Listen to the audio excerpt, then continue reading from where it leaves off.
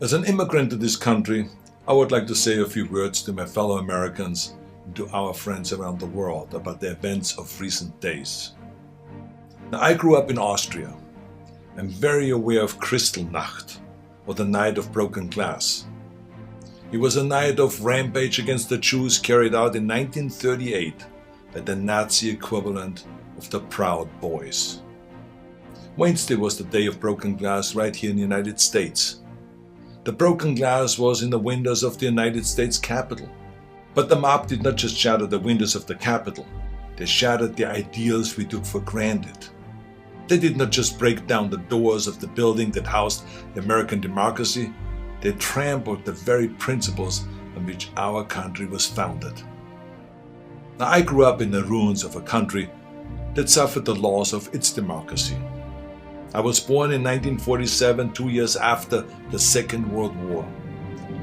Growing up, I was surrounded by broken men drinking away their guilt over their participation in the most evil regime in history. Not all of them were rabid anti-Semites or Nazis. Many just went along, step by step, down the road. They were the people next door.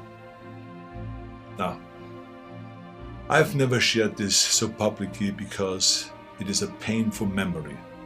But my father would come home drunk once or twice a week, and he would scream and hit us and scare my mother. I did not hold him totally responsible because our neighbor was doing the same thing to his family, and so was the next neighbor over. I heard it with my own ears and saw it with my own eyes. They were in physical pain from the shrapnel in their bodies and in emotional pain from what they saw or did. It all started with lies and lies and lies and intolerance. So being from Europe, I've seen firsthand how things can spin out of control. I know there is a fear in this country and all over the world that something like this could happen right here.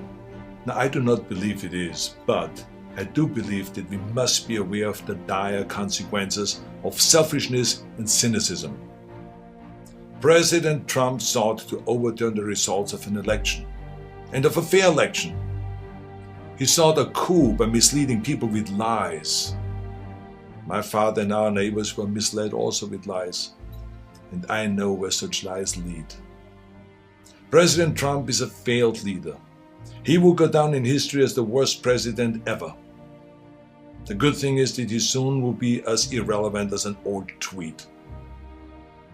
But what are we to make of those elected officials who have enabled his lies and his treachery?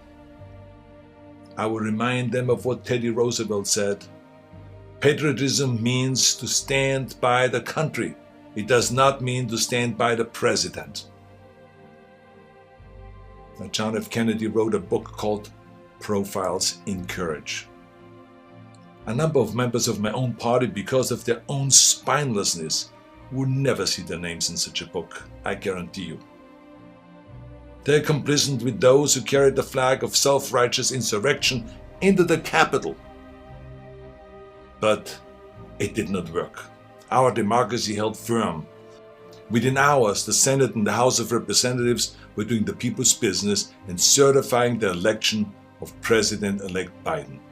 What a great display of democracy. Now, I grew up Catholic. I went to church, to Catholic school. I learned the Bible and my catechism and all of this. And from those days, I remember a phrase that is relevant today: a servant's heart. It means serving something larger than yourself. See, what we need right now from our elected representatives is a public servant's heart. We need public servants that serve something larger than their own power or their own party. We need public servants who will serve higher ideals, the ideals in which this country was founded, the ideals that other countries look up to. Now, over the past few days, friends from all over the world have been calling me distraught and worried about us as a nation. One woman was in tears about America, wonderful tears of idealism about what America should be. Those tears should remind us of what America means to the world.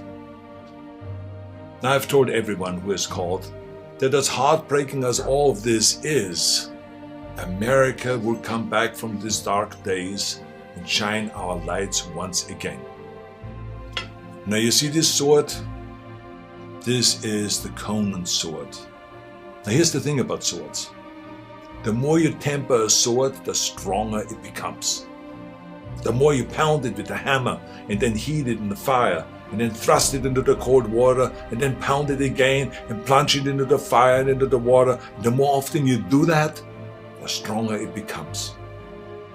I'm not telling you all this because I wanted to become an expert sword maker, but our democracy is like the steel of this sword. The more it is tempered, the stronger it becomes. Our democracy has been tempered by wars, injustices, and insurrections. I believe, as shaken as we are by the events of recent days, we will come out stronger because we now understand what can be lost. We need reforms, of course, so that this never ever happens again. We need to hold accountable the people that brought us to this unforgivable point. And we need to look past ourselves, our parties and disagreements, and put our democracy first.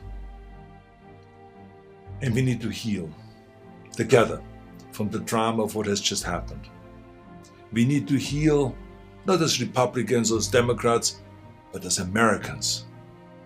Now, to begin this process, no matter what your political affiliation is, I ask you to join me in saying to President-elect Biden, President-elect Biden, we wish you great success as our president.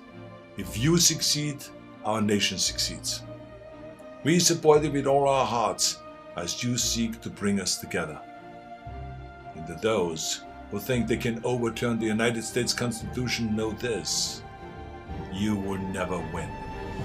President-elect Biden, we stand with you today, tomorrow, and forever in defense of our democracy from those who would threaten it.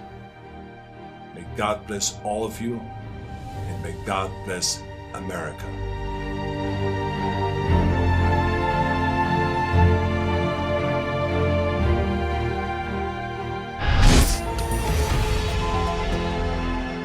Hello everyone. HW News English is 2 years old now. When we started this venture, we promised ourselves one thing, that news should remain free, because right to know is the right of every Indian. But to keep news free for everyone, we need support from some of you. And thus we have rolled out membership on our YouTube channel HW News English. But mind you, the membership is completely voluntary. The programs that we were doing earlier, that we are doing now, will continue to remain free. First level is a basic level. Here, you can be our supporter by paying Rs 199 per month. This membership gives you certain perks and benefits. The perks include unique badges in front of your name, a live show from Mr. Sujit Nair and from Mr. Akhilesh Bhargava per month for our members. You can also vote in some exclusive members-only polls. Now the second level is Super Supporter. Here you can be our Super Supporter by paying Rs 3,999 per month. This membership will include every perk that comes with basic level. Additionally, our Super Supporters can be a part of a WhatsApp group where we can have discussions and suggestions on various topics. The second perk includes a gift pack with our merchandise. And the third perk is a Google Meet with Mr. Sujit Nair, where you can join the meet and ask your questions to Mr. Nair face to face. Lastly, if you like, we would give a shout out to our super supporters in our programs. So, hope to see you soon with our badges. Now be the first to know about the latest updates on our new news app. Go on your Android or iOS, search for HW News Network.